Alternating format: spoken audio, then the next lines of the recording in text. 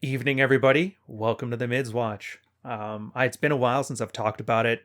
You may be new to the channel. You maybe don't know what this is about.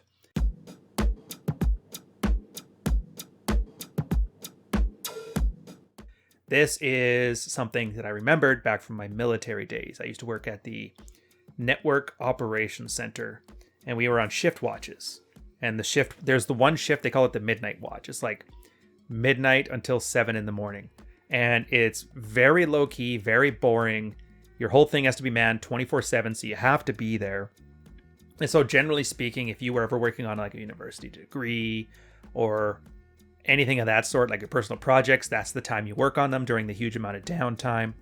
For me, one of the things I liked doing was listening to CBC Radio 3 with Jan Giameshi before he pulled his men's struggle-hugging nonsense.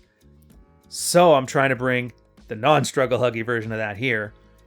You're gonna love this episode. My favorite part about Mids Watch stuff, by the way, is all this critique you see about the red pill. Like everybody's saying, oh, it's misogynist this, dread is bad that.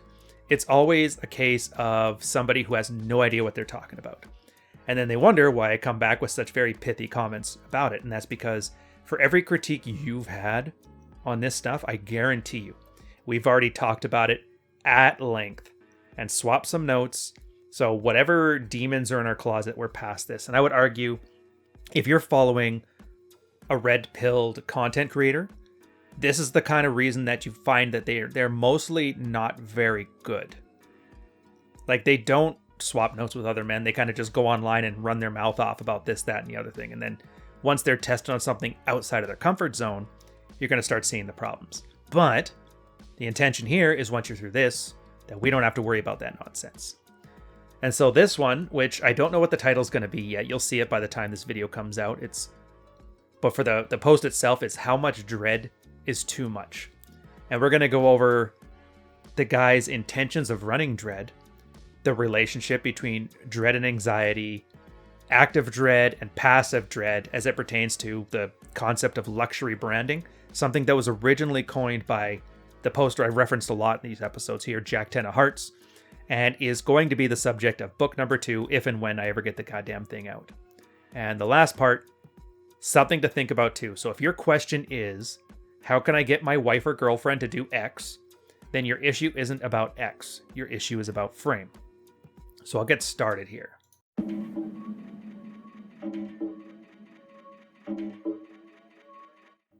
The guy's calling himself Red Dreaded. I don't know, whatever. It's better than the usual guys. They usually name themselves things like some variation of a wolf. And then you know right then that's going to be in for just a shit show. So this guy's been lurking a long time, using a new account to discuss this stuff, keeping separate from his main account, which absolutely smart thing you should be doing. He's 39. His wife is 34. They've been married 10 years, 2 kids. He recently learned about the red pill stuff, and he would consider himself closer to alpha than beta in most of his marriage. His wife is a stay-at-home mom, recently started a part-time job, awesome mother, awesome kids, defers to him as a good first officer. Our marriage is pretty great overall. My value is much higher than hers.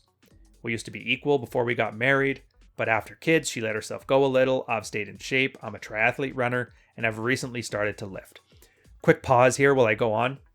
If you don't know the terms, so when he talks about alpha and beta in here, I know most people take that to mean alpha means good and beta means bad. And I'm going to continually harp on the correction here so people understand. The way he's using it here is to mean like the dominant sexually attractive features. You know, everybody talks about looks and game and all that stuff. And what does that mean? The easiest way I've found to describe it is in reference to the reactions it elicits in a woman. In this case, alpha is stuff that releases those dopamine responses, something that makes her attracted to you, want to sleep with you, the sexy ones. And then the other ones are like the oxytocin, the serotonin, and the idea that builds comfort. And some easy examples of that being aloof, being charming, sexual selection, like if a girl has to compete with another girl over you. These are all alpha things. Meanwhile, beta things are like making a girl orgasm or giving her a big hug when she's emotional and crying. Things that let her know that you're not going to leave. Easy way to consider it. So back to back to his problems here. Obviously, you see here he's in shape. He's always pretty Chad-like, but there's an issue. He learned from this from a close friend of his. It was a game changer. Most of the things that he's reading about seem like obvious to me, and I've been practicing most of them without giving them a label. I use some dread on the wife, but I don't have to use much since she usually gets in line without a lot of resistance. I'm pausing basically after every paragraph on this one, but this is the part I absolutely love about it. Most times when the guys think and talk about red pill stuff is like, oh, did you guys just invent this yourself? You talk to some nerds in a laboratory or something? It's like, no. Guys are swapping notes. And as much as it's a very convenient filter to think that only sexless losers who never got any and don't know how to talk to women are here, it's not the case.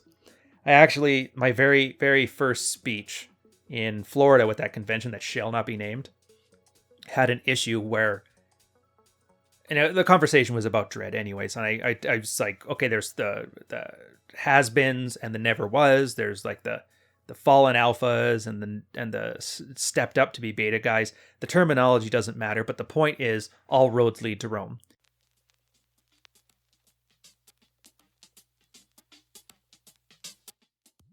In this case, somebody who's never been good with women.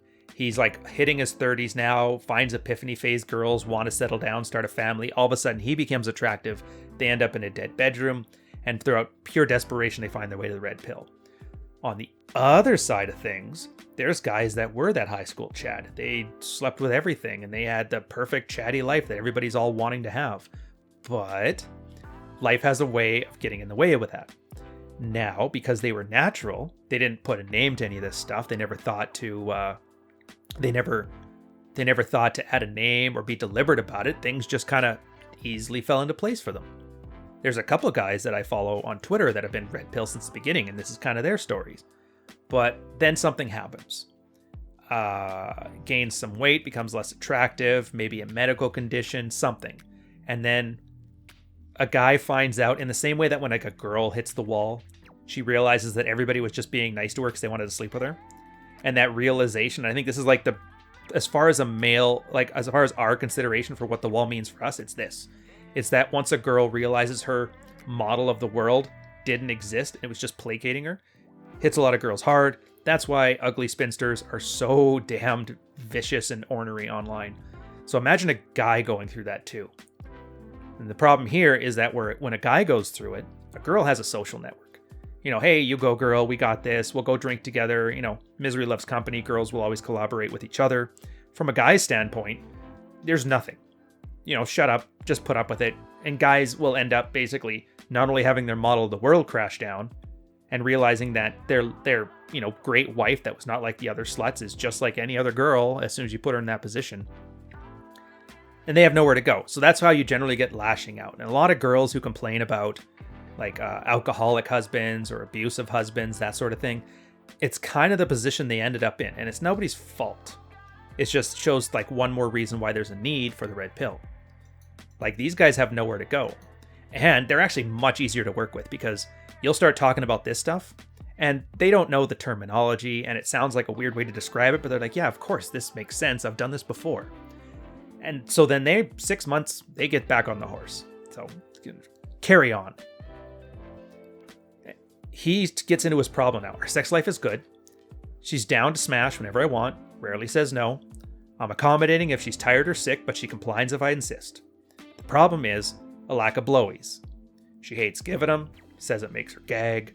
When we were dating, she used to make an effort, but once we got married, it stopped completely. On the few occasions where he's insisted, all he got was a hand job with a mere pretense. She has like a hard no about anal, and I've made my peace with that, but I'm very disappointed that she won't blow me. Now what I need advice on is whether I should increase the dread on her to make her give them, or if I should accept it's not going to happen, given that her life is so good otherwise. The thought of going through life without ever giving a blowjob is very depressing. Am I justified in trying to get them outside my marriage if she doesn't start giving them?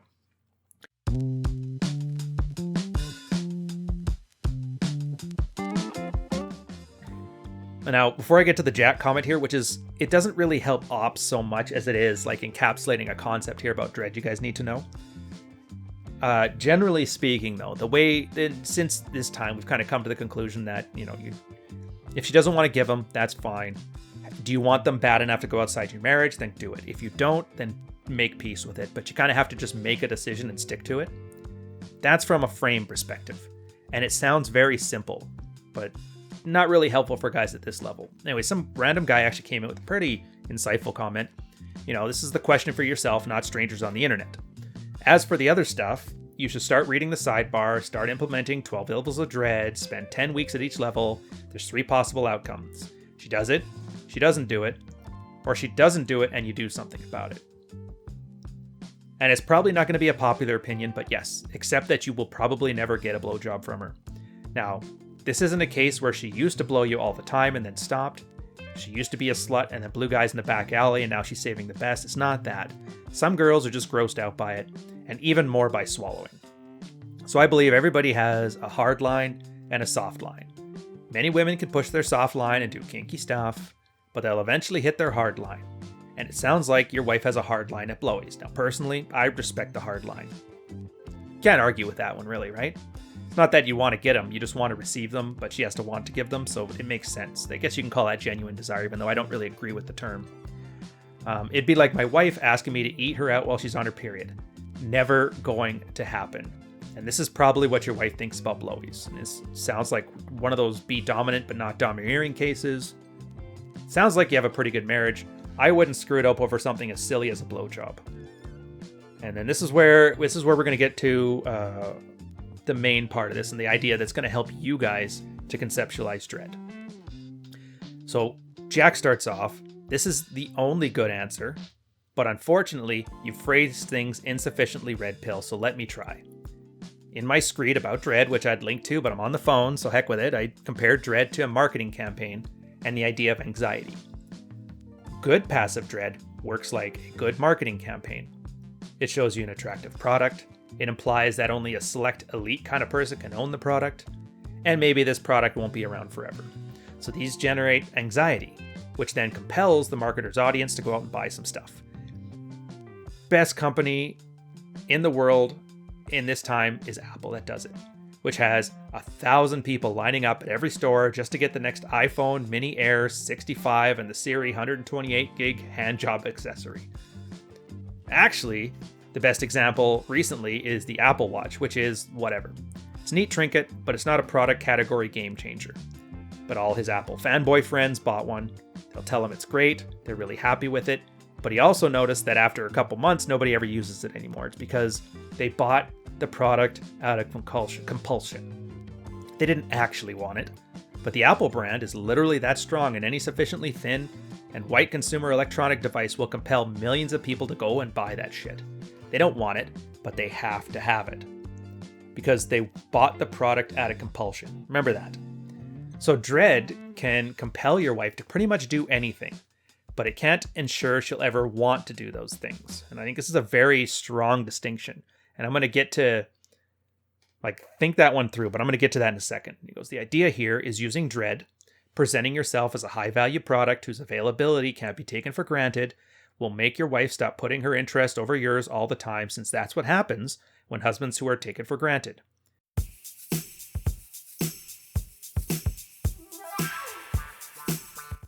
Every time someone says, I like to make him happy because that makes me happy, all they're really saying is, I like to make him happy because that means I'm adding value to his life so that he won't leave.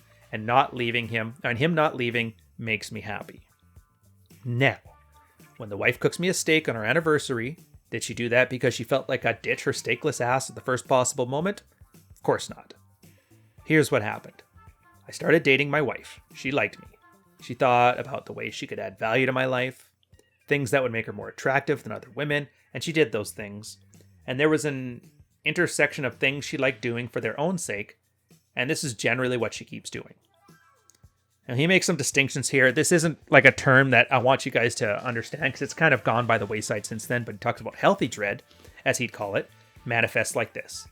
I need to do something nice for him. I want to cook him a steak because I like cooking. And he talks about unhealthy dread sounds like this. I need to do something sexually pleasurable for him. I have to give him a blowy because this is the only thing that will make him happy sexually. Like, so it'll work. You'll get more blowies. Enough dread will communicate to your wife, blow or divorce. And you can get the answer, blowies, but you can't guarantee she'll like it. Now, I assume for those of us who want more, we imagine our wives enthusiastically, going down and I trying to keep monetization as best I can here, but you get the idea. Dread can't make that happen. You'll just get a resentful blowy. Your wife will just, do the bare minimum and wonders whether she should hate you for reducing her marriage survival to this, or whether she should hate herself for sometimes finding that acceptable. Now, if you're into it, with blowjobs given half contempt and half self-loathing, then you may be okay with this.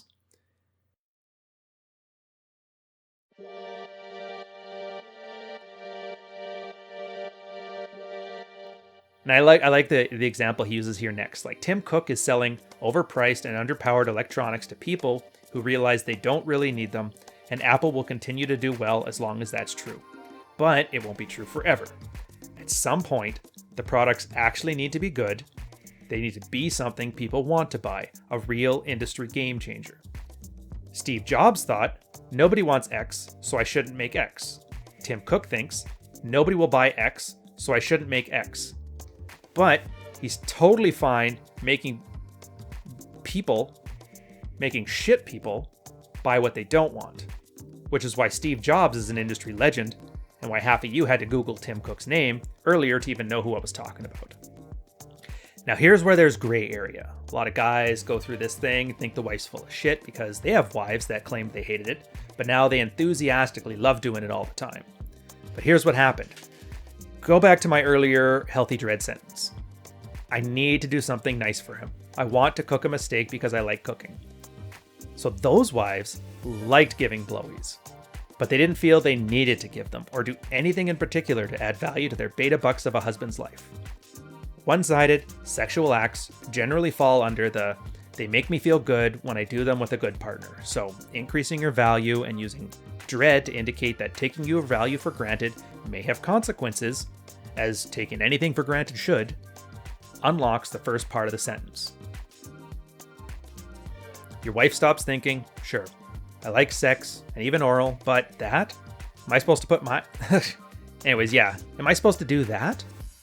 Well, he really wants it since his birthday. Well, still not interested. It would be nice if a woman could overtly communicate this, if they could just say, look, it's not that I don't like giving it, I just don't like giving it to fat losers, and that's why I give them to you before we got married and not since then. That would make, the red pill wouldn't even need to be existing then, but girls can't articulate that. But I mean, Yop, according to himself, said he's super alpha this whole time, so what gives?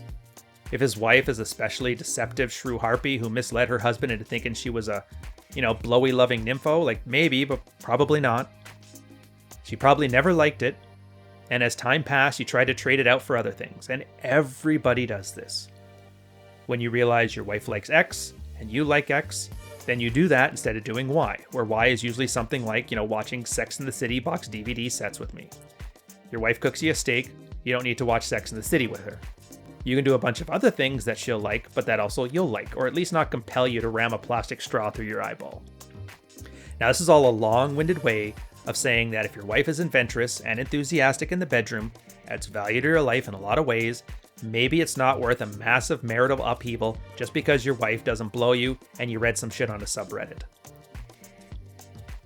So now, here's the thing about this. There's two parts to it. If you're looking at it strictly for what's the strategy for this guy, it's how bad do you want it, right?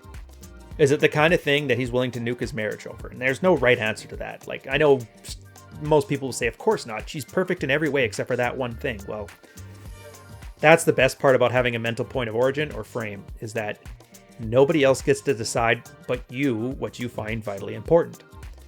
It's been a couple cases. I had guys I would talk to really early on in their journey here where it was going through a divorce. And the wife wanted the kids, and he's talking about custody stuff. And it's like, Charles Bukowski, Jordan Peterson, Neil Strauss. I like these guys. She wants to be friends and get help moving furniture. He threw out his back and really wanted to smash. Since she offers, wink wink, a potential chance, he sticks around.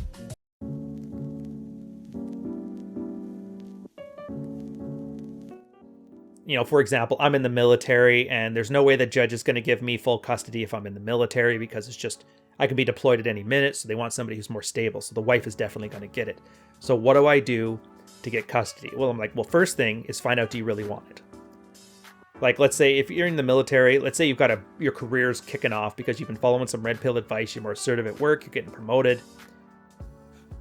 You know, you've worked 15 years to whatever rank you're going to get. It's like, which one to you is more important? And I know you're going to instinctively say, well, you know, my kids are the most important thing ever. And it's like, you don't need to BS me. Like, really look at it. You've invested 15 years into both of these things. So it's very clear they're both going to be important. And it's not saying the choice is between your career or abandoning your child, right? It's about whether full custody is more important than your career. And in that case, the guy I'm talking to is like, yeah, you know what? It makes sense. I think I'm going to stick it out with the career. I've been deployed a few times. I like going to fight in Afghanistan and shit like that. And he's like, that's the choice. I'm like, perfect. So now we just got to know. She's going to get custody. What's it going to cost you? And what do you have to do to make that work out? And he did the math and he was earning enough. He's like, it's basically nothing. Like, it's a couple grand a month. And, you know, she gets to stay whatever house she wants to stay. And I get my life. And it worked out for him. So on this guy, he has to make that decision too, right? Like, what do you want? And if he wants it that bad, well then, you know, try to get it from her. Maybe it's a dread thing. Maybe he misrepresented his attractiveness. Maybe the triathlon guy has a huge problem with like codependent behavior, and that's something to address. We don't know, because he didn't say, and he never came back. Most of these guys never come back. But you try that stuff, you sort out your own house, you make sure there's nothing unattractive about you, you make sure your attractiveness is up, and he should have a small road ahead of him if he's already jacked and, you know, getting all this other stuff. You realize, okay, it's just a thing that's not going to happen with this one. She gets first stab at your libido, not so custody. So you can either go get a side piece discreetly, keep the marriage going the way it goes. Girls would rather share an alpha than be saddled with a beta, right? And then there's the risk that if you've overestimated your value in the relationship, that things go south. But again, how bad do you want it, right? And then the other choice is, okay, no, I like the way things are. I'm not going to take that risk just for this. So just let it go. Now that's a cuck thing to do. Yeah. There's no right answers. And the kind of guy online is going to shit on you for making a choice, one choice or another. He doesn't get to live with the consequences of these choices. He just gets to rabble rouse with his what's more alpha bro bullshit. So until they start paying rent, they don't get a say. Some great examples of this actually in like the online space. When I first got here, there was a bunch of brands like Jack Murphy and a couple others. I won't name names because it's not the intent here to put people on blast other than that Jack is whatever. And they would do things like the wife is cheated, I took her back, or I took my girlfriend out on Tinder dates to go get blasted by some other dude. And there's all this weird like stuff on there that doesn't really fit the mold of like a traditional conservative monogamous or the alpha who doesn't share his women type thing. They got a lot of grief over it too. But then I'm thinking, like, why? Why would you get grief over this? It's because you're not owning it. Like, the reason I mentioned Jack is I use his as an example. He was married, has a kid. The kid was like high school age or something like that. Like, he did all the trad stuff ever. Fine. She left, took the kids. Sucks for him. He gets himself a girlfriend. He wants to be a degenerate ass. And I'm like, yeah, you have nothing else to account for to a traditional conservative type. You did the plow horse thing. You raised the kid. You did the good dad thing. If you want to be a degenerate, dirtbag the rest of your life, well, you've earned it. So fuck them. But I don't know. Most guys seem to have a real issue with owning their things because they're so busy focused on authenticity.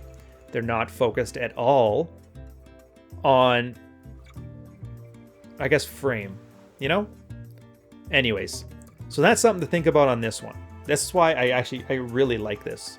I'm going to cut this off at about half an hour, and then we'll do some questions. If you guys are listening to this after the fact, I tried something new with this one. I recorded the audio live, and then I put it out into a video. So if I do these on a schedule, I'll put something in the description so you can see about these catching on the next time.